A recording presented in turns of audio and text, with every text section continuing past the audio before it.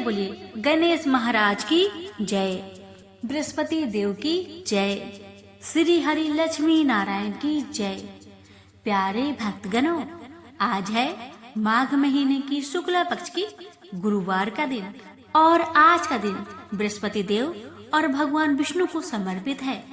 आज के दिन जो भी भक्त गुरुवार का व्रत रखकर विधि विधान के साथ बृहस्पतिवार की कथा का श्रवण करता है, उसे मिलती है निरोगी काया, पापों से मुक्ति, पुण्य की प्राप्ति व सभी मनोकामनाएं पूर्ण होती है। कथा को श्रद्धा भाव से प्रसन्नचित मन से पूरा अवश्य सुनिएगा।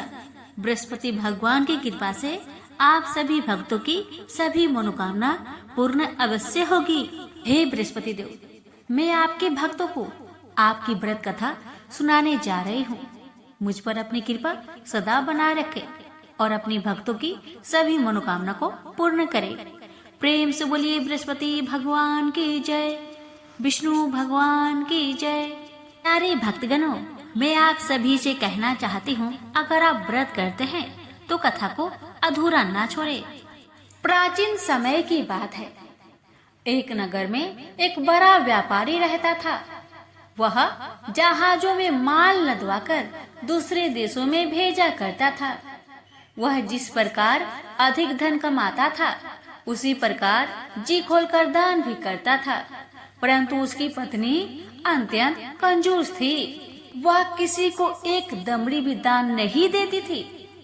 एक बार सेठ जब दूसरे देश व्यापार करने गया तो पीछे से बृहस्पति भगवान साधु का वेश धारण करके व्यापारी की पत्नी के समक्ष उपस्थित हुए और भिक्षा मांगने लगे। तब व्यापारी की पत्नी ने साधु महाराज से कहा, हे साधु महाराज, मैं इस दान और पुण्य से तंग आ गई हूँ। आप कोई ऐसा उपाय बताए जिससे मेरा सारा धन नष्ट हो जाए और मैं आराम से रह सकूं। मैं यह धन लूटता हुआ नहीं देख सकती। बृहस्पति भगवान ने कहा, हे देवी, तुम बड़ी विचित्र हो। संतान और धन से कोई दुखी होता है भला? अगर अधिक धन है तो इसे शुभ कार्यों में लगाओ, कुंवारी कन्याओं का विवाह करवाओ, विद्यालय और बाग बगीचों का निर्माण कराओ। ऐसे पुण्य कार्य करने से तुम्हारा लोक परलोक सार्थक हो सकता है। परंतु साधु की इन बातों से व्यापारी की पत्नी को खुशी नहीं हुई। उसने कहा, मुझे ऐसे धन की आवश्यकता नहीं है जिसे मैं दान में दूं। तब बृहस्पति देव बोले, यदि तुम्हारी ऐसी इच्छा है तो तुम एक उपाय करना। 7 बृहस्पतिवार घर को गोबर से लिपना और अपने केशों को पीली मिट्टी से धोना। केशों को धोते समय स्नान भी करना। व्यापारी से हजामत बनाने को कहना। भोजन में मांस मदिरा खाना। कपड़े अपने घर धोना। ऐसा करने से तुम्हारा सारा धन नष्ट हो जाएगा। इतना कहकर बृहस्पति भगवान अंतर ध्यान हो गए। व्यापारी की पत्नी ने बृहस्पति देव के कहे अनुसार 7 बृहस्पतिवार वैसा ही करने का निश्चय किया। केवल 3 बृहस्पतिवार बीते कि उसके समस्त धन संपत्ति नष्ट हो गई और वह परलोक सिधार गई।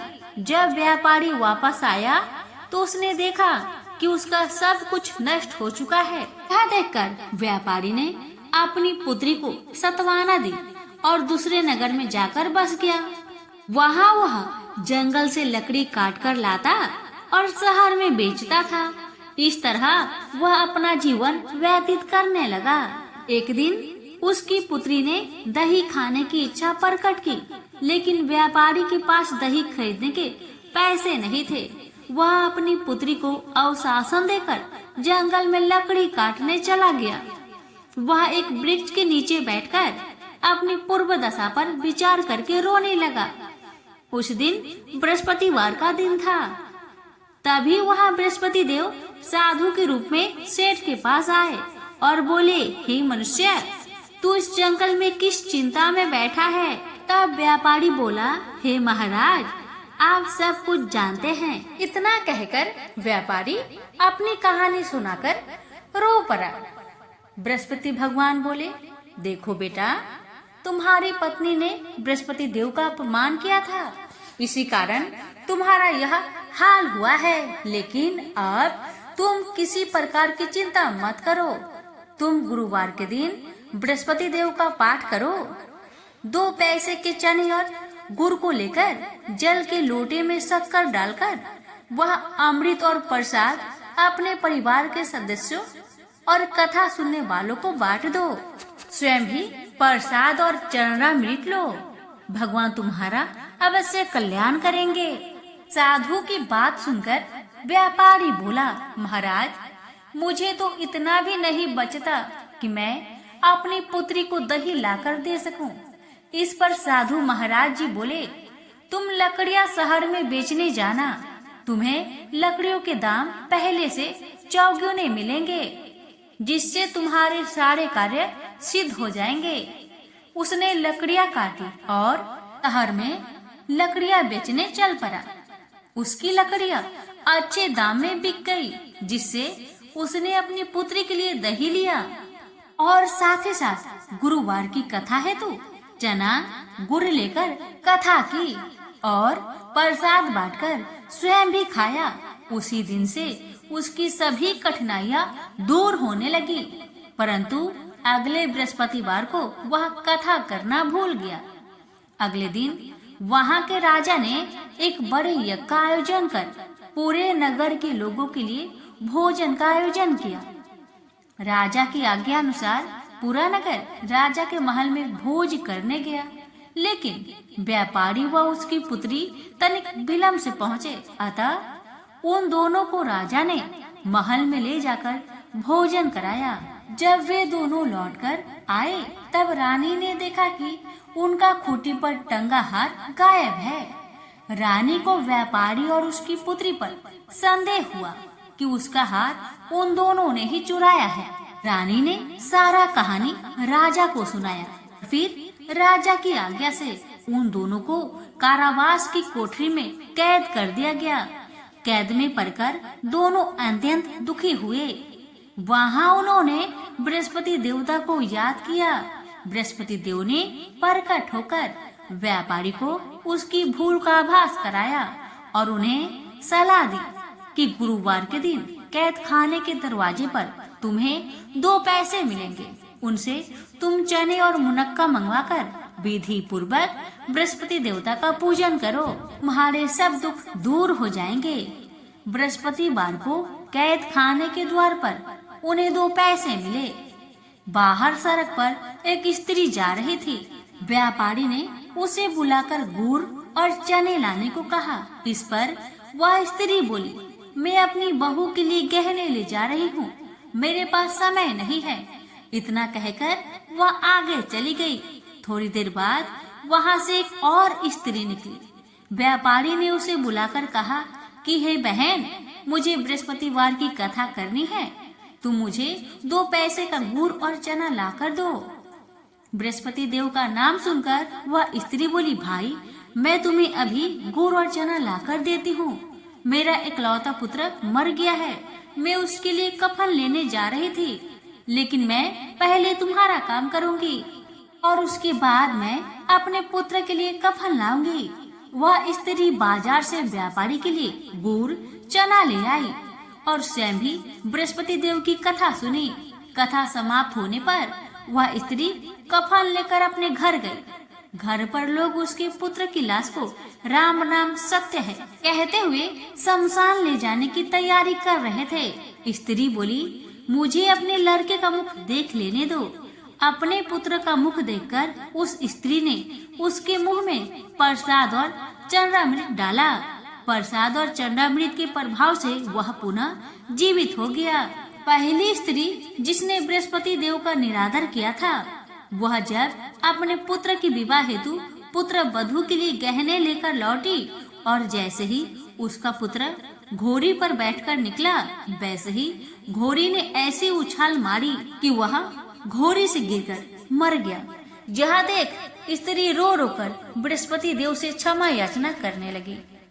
उस स्त्री की याचना से बृहस्पति देव साधु के वेश में वहां पहुंचकर कहने लगे, देवी, तुम्हें अधिक विलाप करने की आवश्यकता नहीं है। यह बृहस्पति देव का अनादर करने का कारण हुआ है। तुम वापस जाकर मेरे भक्त से क्षमा मांगकर कथा सुनो, तब ही तुम्हारी मनोकामना पूर्ण होगी। जेल में जाकर उस स्त्री ने व्यापारी से माफी मांगी और कथा सुनी। कथा के उपरांत वह प्रसाद और चंद्रामृत लेकर अपने घर वापस आई। घर आकर उसने चंद्रामृत अपने मृत पुत्र के मुख में डाला। चंद्रामृत के प्रभाव से उसका पुत्र भी जीवित हो उठा। उसी रात बृहस्पति देव राजा के सपने में आए और बोले, हे राजन, तूने जिस व्यापारी और उसकी पुत्री को जेल में कैद कर रखा है वह बिल्कुल निर्दोष है। तुम्हारी रानी का हार वहीं खूंटी पर टंगा है। दिन निकला तो राजा रानी ने हार पर खूंटी लटका हुआ देखा। राजा ने उस व्यापारी और उसकी पुत्री को रिहा कर दिया और उन्हें आधा राज्य देकर उसकी पुत्री का विवाह उच्च कुल में करवाकर दहेज में हीरे जवाहरात दिए। हे बृहस्पति भगवान, आपकी कथा कहने वाले, सुनने वाले, हुक्कार भरने वाले सभी भक्तों की अपनी सभी मनोकामना को पूर्ण करना। प्रेम से बोलिए बृहस्पति भगवान की जय। गजेंद्र मोक्ष की कथा कहते हैं कि जो भी भक्त श्रद्धा पूर्वक प्रसन्नचित मन से इस कथा का श्रवण करता है, उस व्यक्ति के सभी दुख संकट दूर हो जाते हैं और मानसिक तनाव से छुटकारा मिलता है। कहते हैं कि कथा को श्रवण करने से विष्णु भगवान प्रसन्न होते हैं और अपने भक्तों की हर मनोकामना पूर्ण करते हैं। इसलिए प्यारे भक्तगणों, विष्णु भगवान की ध्यान लगाकर प्रसन्नचित मन से कथा को पूरा अवश्य सुनिएगा और दूसरों के पास भी शेयर कीजिएगा। प्रेम से बोलिए लक्ष्मी नारायण की जय।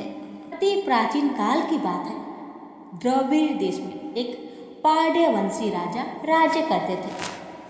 उनका नाम था इंद्रधुम्न। वे भगवान की आराधना में ही अपना अधिक समय व्यतीत करते थे। यद्यपि उनके राज्य में सर्वत्र सुख शांति थी, प्रजा प्रत्येक रीति से संतुष्ट थी, तथापि राजा इंद्रधुम्न अपना समय राज्य कार्य में कम ही दे पाते थे। वे कहते थे कि भगवान विष्णु ही मेरे राज्य की व्यवस्था करते हैं, अतः वे अपने इष्ट परम प्रभु की उपासना में ही ददचित रहते थे। राजा इंद्रधुम्न के मन में आराधना की लालसा उत्तरोत्तर बढ़ती ही गई। इस कारण वे राज्य का त्याग कर मलय पर्वत पर रहने लगे। उनका भेष तपस्वियों जैसा था। सिर के बाल बढ़कर जटा के रूप में हो गए थे। वे निरंतर परम ब्रह्मा परमात्मा की आराधना में तल्लीन रहते थे। उनके मन और प्राण भी श्री हरि के चरण कमलों में मधुकर बने रहते। इसके अतिरिक्त उन्हें जगत की कोई वस्तु नहीं सुहाती। उन्हें राज्य, कोष, प्रजा तथा पत्नी आदि किसी प्राणी या पदार्थ की स्मृति ही नहीं होती थी। एक बार की बात है, राजा इंद्रधुम्न प्रतिदिन की भांति स्नान आदि से निवृत्त होकर सर्वसमर्थ प्रभु की उपासना में तत्लीन थे। उन्हें ब्रह्मा जगत का तनिक भी ध्यान नहीं था। संयोग बस उसी समय महर्षि अगस्त्य अपने समस्त शिष्यों के साथ वहां पहुंच गए, लेकिन न पाद्य न अर्घ्य और न स्वागत। मौन व्रती राजा इंद्रधुम्न परम प्रभु के ध्यान में निमग्न थे। इससे महर्षि अगस्त्य कुपित हो गए। उन्होंने इंद्रधुम्न को श्राप दिया, इस राजा ने गुरुजनों से शिक्षा नहीं ग्रहण की है और अभिमान बस परोपकार से निवृत्त होकर मनमानी कर रहा है। ब्राह्मणों का अपमान करने वाला यह राजा हाथी के समान जड़ बुद्धि है, इसलिए इसे घोर अज्ञानमयी हाथी की योनि प्राप्त हो। महर्षि अगस्त्य भगवत दंभ इंद्रधुम्न को यह श्राप देकर चले गए। राजा इंद्रधुम्न ने इसे श्री भगवान का मंगलमय विधान समझकर प्रभु के चरणों में सिर रख दिया। क्षीरवीद में 10 सहस्त्र योजन लंबा, चौड़ा और ऊंचा त्रिकूट नामक एक पर्वत था। वहां पर वैद्य अत्यंत सुंदर एवं श्रेष्ठ था। उस पर्वतराज त्रिकूट की तराई में ऋतुमान नामक भगवान वरुण का कीड़ा कानन था। उसके चारों ओर दिव्य वृक्ष सुशोभित थे। वे वृक्ष सदा पुष्पों और फूलों से लदे रहते थे। उसी कीड़ा कानन ऋतुमान के समीप पर्वत श्रेष्ठ त्रिकूट के गहन वन में हथनियों के साथ एक अत्यंत शक्तिशाली और अमित पराक्रमी गजेंद्र रहता था। एक बार की बात है, गजेंद्र अपने साथियों सहित तृष्णाधिक्य से व्याकुल हो गया। वह कमल की गंध से सुगंधित वायु को सुनकर चिताक्षर विशाल सरोवर के तट पर जा पहुंचा। गजेंद्र ने उस सरोवर के निर्मल शीतल और मीठे जल में प्रवेश किया। पहले तो उसने जल पीकर अपनी तृष्णा बुझाई, फिर जल में स्नान कर अपना श्रम दूर किया। तत्पश्चात उसने जल क्रीड़ा आरंभ कर दी। वह अपनी सूर में जल भरकर उसकी फुहारे से हाथनियों को स्नान कराने लगा। तभी अचानक गजेंद्र ने सूर उठाकर चित्कार की। पता नहीं किधर से एक मगर ने आकर उसका पैर पकड़ लिया था। गजेंद्र ने अपना पैर छुड़ाने के लिए पूरी शक्ति लगाई, परंतु उसका बस नहीं चला, पैर नहीं छूटा। अपने स्वामी गजेंद्र को ग्रहग्रस्त देखकर हथनियां, कला और अन्य गज अत्यंत व्याकुल हो गए। वे सूर उठाकर चिघाड़ने और गजेंद्र को बचाने के लिए सरोवर के भीतर बाहर दौड़ने लगे। उन्होंने पूरी चेष्टा की, लेकिन सफल नहीं हुए। वस्तुतः महर्षि अगस्त्य के श्राप से राजा इंद्रधुम्न ही गजेंद्र हो गए थे और गंधर्व श्रेष्ठ हुहु महर्षि देवल के श्राप से ग्राह हो गए थे। वे भी अत्यंत पराक्रमी थे। संघर्ष चलता रहा। गजेंद्र स्वयं को बाहर खींचता और ग्राह गजेंद्र को भीतर खींच ले जाता। सरोवर का निर्मल जल गंदला हो गया था। कमल दल छत बिछत हो गए। जल जंतु व्याकुल हो उठे। गजेंद्र और ग्राह का संघर्ष 1 सहस्त्र वर्ष तक चलता रहा। दोनों जीवित रहे। यह दृश्य देखकर देवगण चकित हो गए। अंततः गजेंद्र का शरीर शिथिल हो गया। उसके शरीर में शक्ति और मन में उत्साह नहीं रहा, परंतु जलचर होने के कारण ग्राह की शक्ति में कोई कमी नहीं आई। उसकी शक्ति बढ़ गई। वह नवीन उत्साह से अधिक शक्ति लगाकर गजेंद्र को खींचने लगा। असमर्थ गजेंद्र के प्राण संकट में पड़ गए। उसकी शक्ति और पराक्रम का अहंकार चूर चूर हो गया। वह पूर्णतया निराश हो गया, किंतु पूर्व जन्म के निरंतर भागवत आराधना के फलस्वरूप उसे भागवत स्मृति हो आई।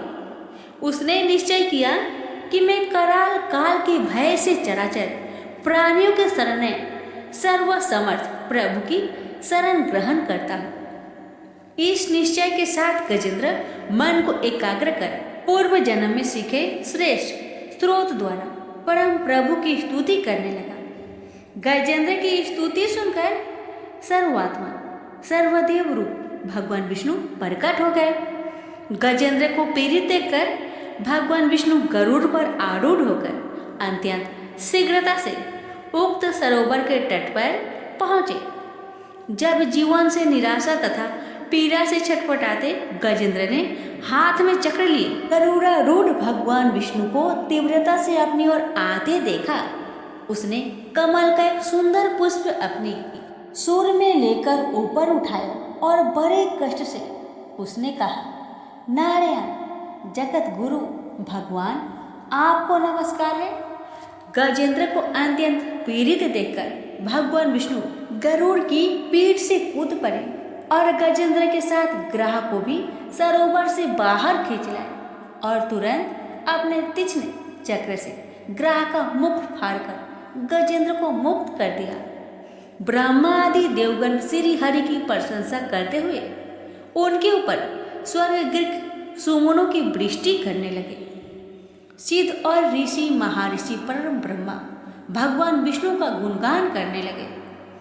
ग्रह दिव्य शरीरधारी हो गया। उसने विष्णु के चरणों में सिर रखकर प्रणाम किया और भगवान विष्णु के गुणों की प्रशंसा करने लगा।